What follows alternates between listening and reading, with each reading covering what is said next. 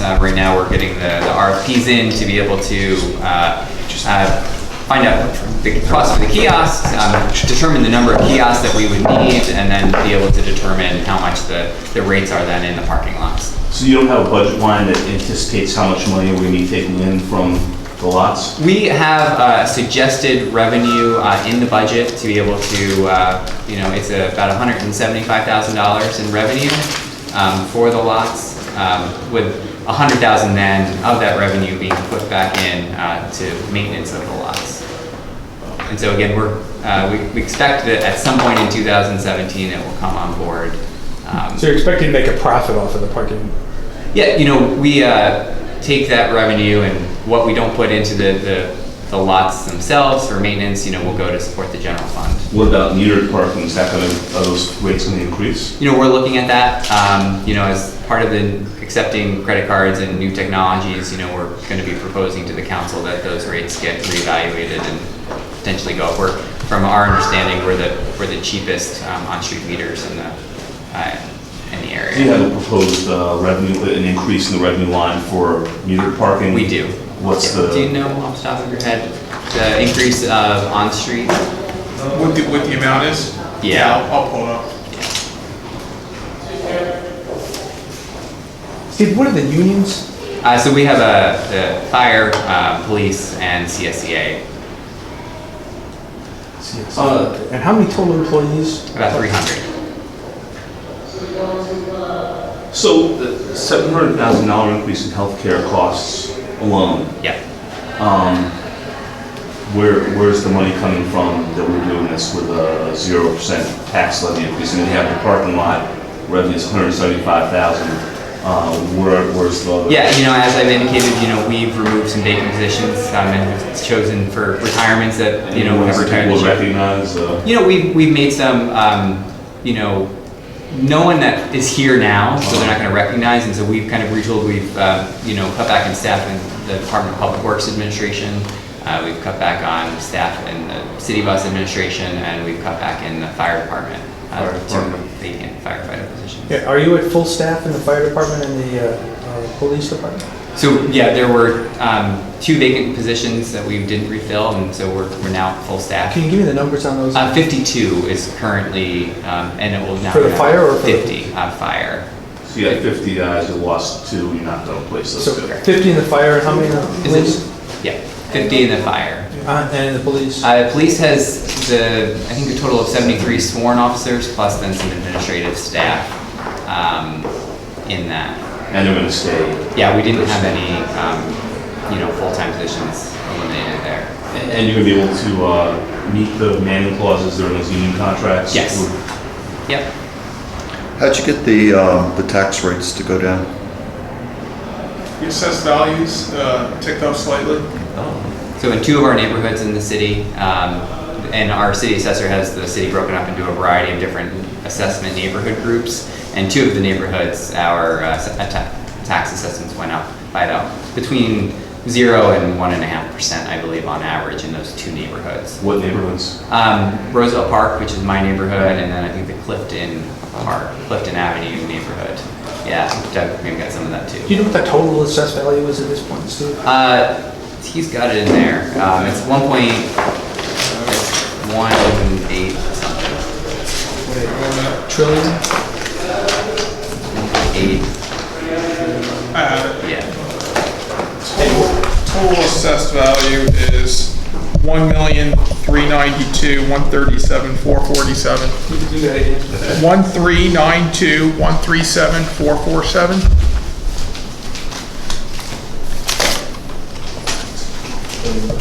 So what else do we save the money here? Because 2 firefighters and 2 guys in DPW still doesn't sound like covers.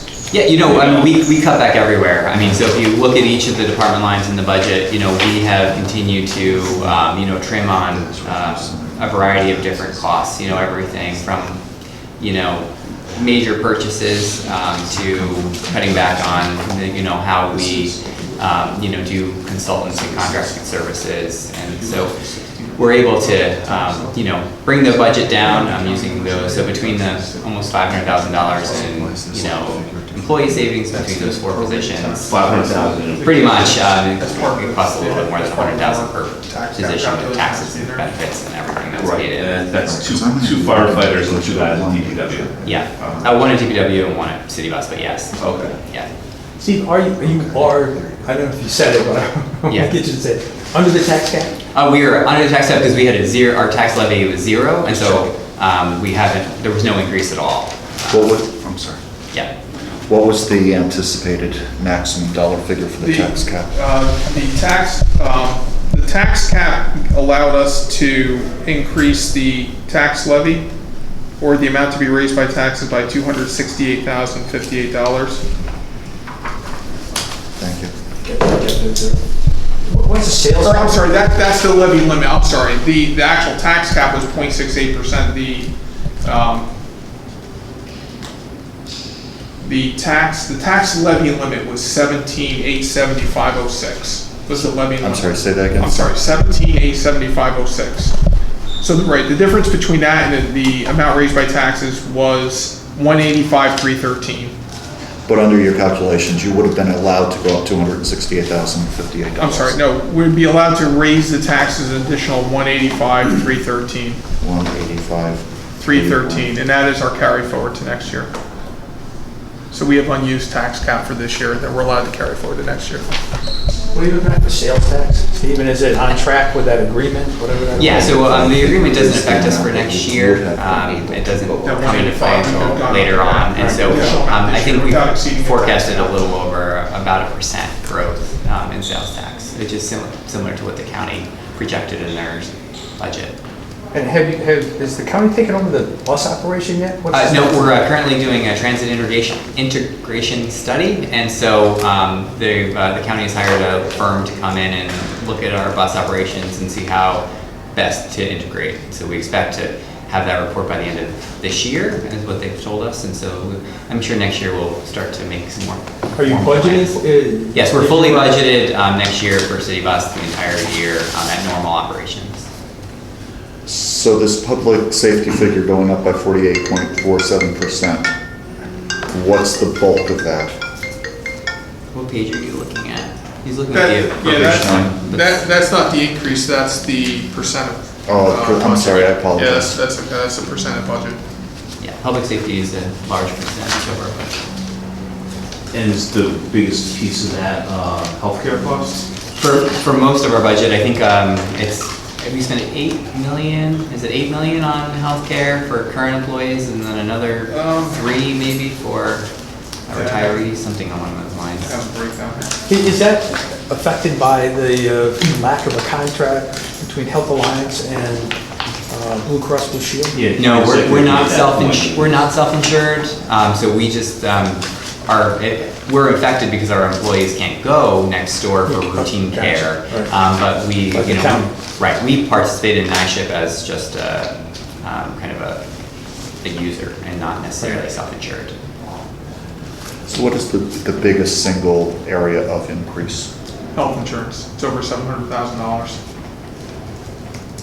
What page? It's throughout the budget. We budget the health insurance as part of each individual department to allocate the cost to the respective But department. Taken together, it's over $700,000. General and sewer fund combined, it's over $700,000 increase. Do you have a breakout of what the employee benefits are in total? Look at page 10. You can see the modified budget for 2016. Employee benefits are 13.5 million. The recommended budget for 17 is almost 14.15 million. So you can see the increase there. Steve, how much do you have in fund balance, and is it enough? Have you got a separate capital reserve for things like sewer line repairs, $1 million expenses, etc.? So our fund balance is a little over 4. We have in the general fund, our fund balance, our unassigned fund balance is $3,916,649. That's taking out the $775,000 appropriated for 2016, which I'm optimistic that we'll replenish some of that. It's $3,916,649. Right. before we measure the 2016 results. If 2016 results are favorable, we'll add to that. And that number is 9.45% of fund balance of the budgeted expenditures. I'm sorry, so the total fund balance is 3.9, 3.9 million, that's the total fund balance that we have. that's the total unassigned fund balance. And what did we apply to this budget? 775. And that's excluding that 775. Okay. Before the 775, Right. we're at 4,691,649. Okay, so remaining, Yeah, yeah, Do you have a capital reserve fund? no. So if you get $1 million hit on a sewer that collapses down on Wirtz, We bond. We bond, to repair. We thankfully, have done a really good job over the years of getting our bond rating up. We have one of almost the highest bond rating in the region, and so we get really good interest rates on our bonds. So if a major collapse like Washington Avenue, that's a project that we bonded for. And then we pay down the debt service each year for those bonds. what is your percentage of debt service, do you know, John? Percentage I know there's a constitutional limit. We're at roughly 25% of our constitutional debt limit. Were there any specific large hits you took in revenue? In 2016 or? Aid, chips, anything? State aid has been flat for several years. I mean, that's our largest stagnant revenue item. Other than that, no other large revenue sources have declined significantly. You're aware of the sales tax agreement and the implications of that, but no. There's some small one-offs that were included in last year's budget or this year's budget, like the sale of a firehouse. There was $180,000 revenue, which that only happens once, and so we didn't have that for this year's budget. We didn't have those kinds of things. in terms of user fees, kind of the one people are going to pay attention to is the parking meters and the lots. Are there other inquiries? You mentioned planning, any significant ones where you're anticipating taking much more revenue or more revenue this year than last year by increasing fees? I mean, I think that most of our revenue, by the increases were relatively small, and so we often, I think in the budget, we didn't really adjust the revenue uptakes because, we, as a city that kind of goes on these waves, especially with planning and development fees, we really don't know where those are going to go. I mean, one area where we did raise and feel confident in, for the 2016 budget and still going forward in 27, we've continued to evaluate the building department fees, and we do expect that with increasing amounts of build out in Kingston and more people renovating, more building permits, more inspections, and so I think we felt confident raising that like another $20,000, $30,000. I mean, in terms of raising the actual rates, the cost. So those some of the areas where we looked, whether it be Parks and Recreation or some of these other initiative fee schedules, or you're seeing increases of like $5 or $10 for some events or some programs or some permits or some fees. Many are not new fees. It's just kind of just making sure that we're keeping up with our costs. One of the things that John and I have spent a lot of time doing is looking at all of our fees and asking ourselves, how long does it take us to process some of these? Because some of these fees just really are time sensitive, like time consuming, and so just you can take a noise permit fee, which right before it cost $25, and there's a lot of paperwork. The planner had to sign off on it. I had to sign off on it for $25, and so I think we went up to $35 just to try to account. I mean, the phone call often takes more time of someone's time to handle that. We know we can't get it all back. We know that, but for those specialized fees where only certain people need a noise permit, they can pay the extra $10 to be able to have that noise permit. Did you attempt to monetize the irritations or nuisance fee of people who go to the parking meter and find that they will now have to deal with the parking meter and the lack of goodwill that it's associated with that? Still $20 all day parking? Yeah. You don't want to take the ticket. It's now $25. But our goal is to be able to make our parking more convenient and higher quality service there. And so we're doing some innovative things which we'll be rolling out in the coming weeks to try to be able to make it more convenient. Because if we think if it's more convenient, people will be willing to pay more for a service that works and that they can understand, and try to kind of cut out some of the red tape. How many new meters? So we're there's about 6 or 7 city lots. So we've got to, as part of the RFP process, when we get the information back about the meters themselves, we need to do some evaluation of, does it work in all of our lots? If we have a lot that has 6 spots in it, it may not make sense to put an $8,000 meter, a kiosk for 6. We may want to put regular meters in or something along those lines. But again, I think our goal with this is really to just, invest in our parking system and be able to make things more convenient. And you'll see in the budget that we really, we don't see huge increases in revenues necessarily from the parking, at least, by the time it gets implemented and it becomes a process.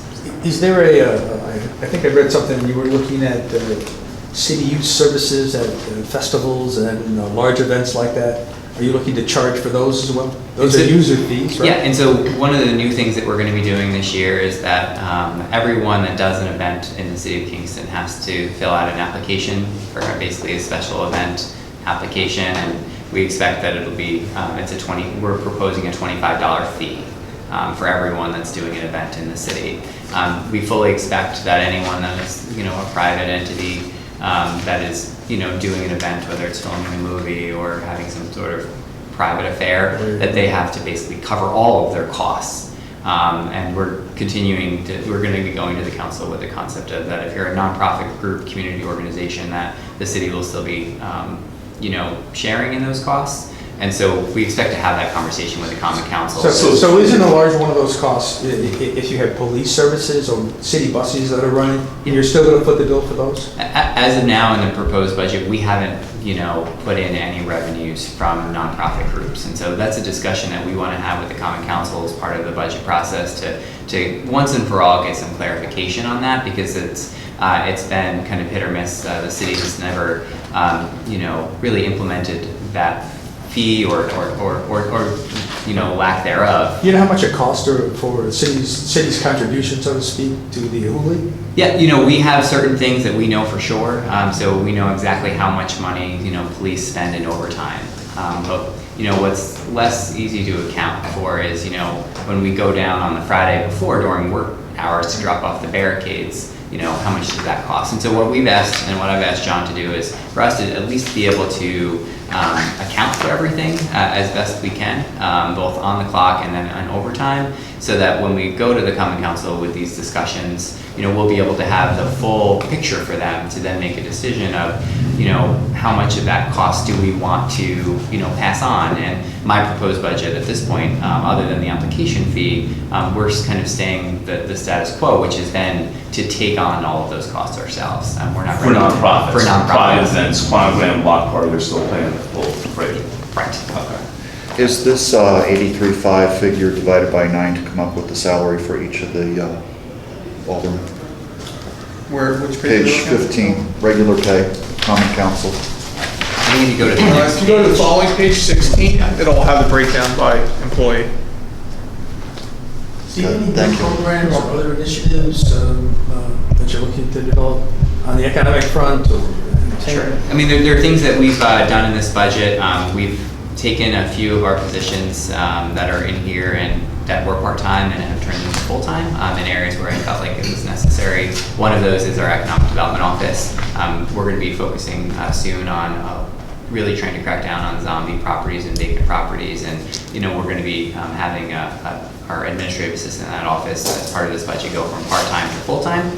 And so that's one of the ones where we really want to invest in that department. So you'll see that there's more money being spent in economic development this year than in the past. And we've also tried to cut back also on the amount of money consultants have been used across our budget. So you'll see in various areas of the budget, we've reduced the consultant lines and increased part-time lines because we feel like we can get kind of more bang for our buck, and we can employ local people and get them into our workforce here in the city hall and not hire as many consultants. You're adding a code enforcement person too, right? And that is not, because we didn't hear about that grant quite yet, and so the administrative assistant was in there, but we didn't add the code enforcement, so we'll be going to finance and asking that with that grant, we'll be able to add a code enforcement And officer. that grant will fund 100% of that code enforcement officer's salary for 1 year? Yeah. What was the single most difficult thing to do with this budget?